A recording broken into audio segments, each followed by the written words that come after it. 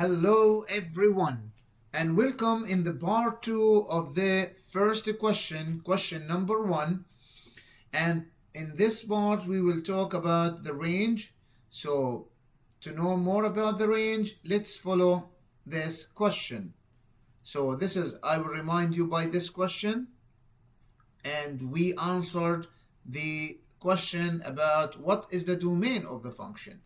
Now for the second question, we will keep going with the same question, but in this case the question is, what is the range of this function?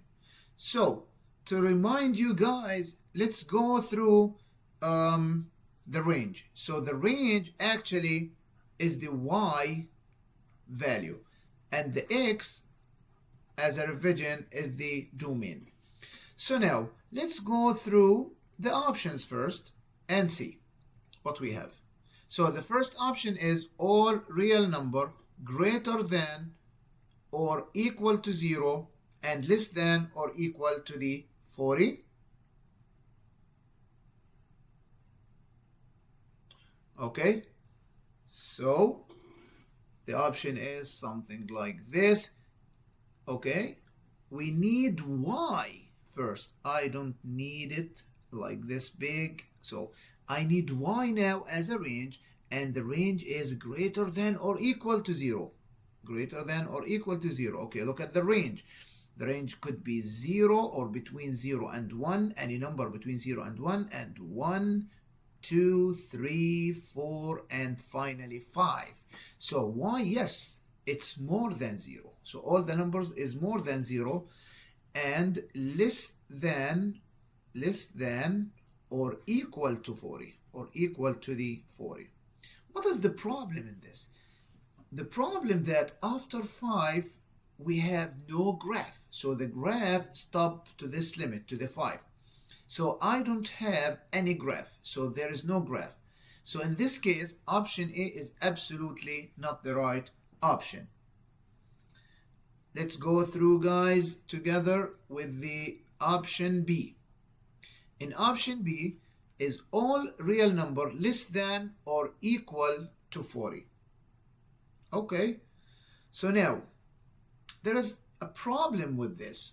So if you can say like something, okay, y is less than or equal to 40.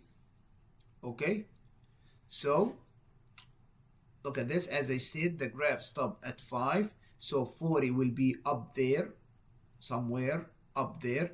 So now all the numbers between the 40 and 5, or between the 5, and 40, all the numbers is not included with the range, because as I said, no graph.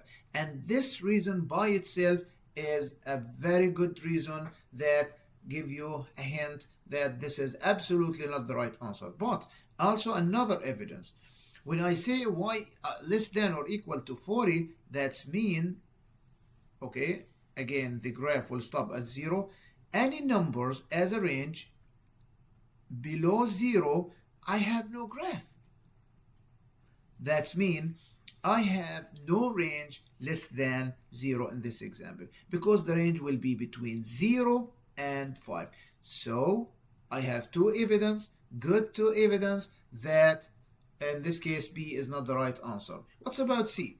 All real numbers greater than or equal to 0 and less than equal to 5. And I talked about this.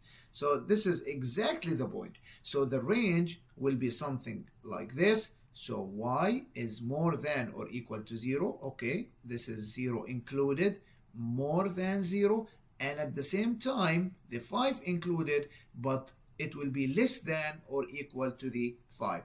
Absolutely, this is the right answer for the range. I don't need this.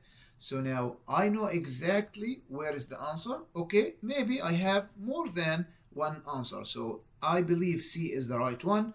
Now D, all real numbers less than or equal to the 5. Okay, less than or equal to the 5.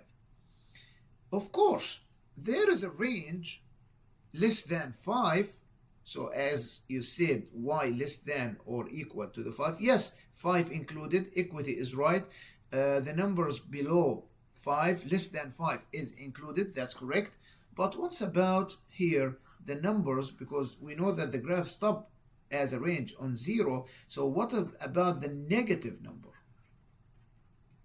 So I have no graph, but when I say like y less than or equal to 5, so this is will be included, the negative number will be included. So now this is a good reason that make me believe and be sure 100% that this option is not the right option. In this case, we reach to the point that the right answer is C. Let us check this answer. Absolutely, this is the right answer.